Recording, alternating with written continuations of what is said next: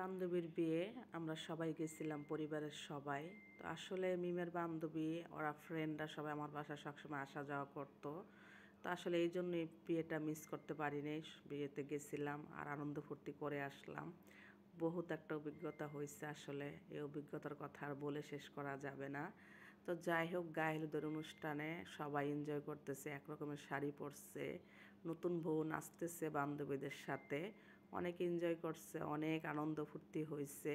তো রাত্র 1:30 বাজে বাসায় আসছি। এসে সকালবেলা পার্সেলটা রেডি করতেছে মিম, যে ওরা গিফটটা দিবে সেই গিফটটা রেডি করতেছে। তো দুপুরবেলা সবাই খাইতেছে, ফ্রেন্ডরা 2 টেবিলে বসছে, আমি একটু ভিডিও করে স্মৃতি হিসাবে রেখে দিলাম। আসলে ভিডিওটা ছাড়তেও মন চাইছিল না, তারপরও ছাড়লাম, ভালো লাগে না আসলে।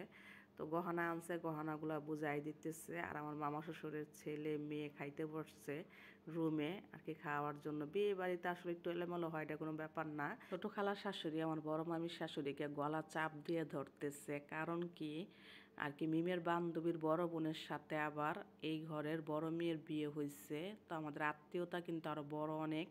তো খালার শাশুড়ি, মামির শাশুড়ি সবাই আসছে, সবাই একসাথে হওয়াতে দুষ্টামি করতেছিল। আর এখান দিয়ে নতুন জামাই চলে আসছে, নতুন জামাইকে খাবার দেওয়া হয়েছে, খাবার খাইতেছিল। তো বিয়ে শাদী হয়ে গেছে, বউ নেওয়া হয়ে গেছে, ওই পর্যন্ত আমি ছিলাম না।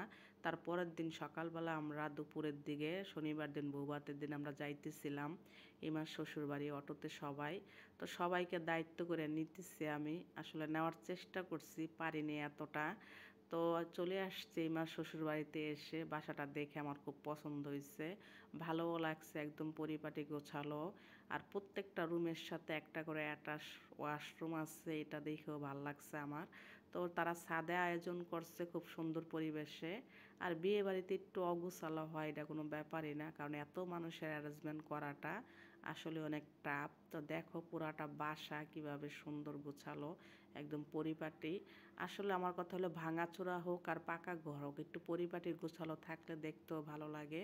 তো সবচেয়ে বেশি ভালো লাগছে রুমগুলো ছোট হইলেও প্রত্যেকটা রুমের সাথে অ্যাটাচ বাথরুম আছে। তো দেখাই দিলাম ইমার শ্বশুর বাড়িটা। তো আমি কথা বলতে বলতে অনেক কথা বলে ফেলছি। তো সবাই ভালো থাকো, সুস্থ থাকো, আল্লাহ হাফেজ।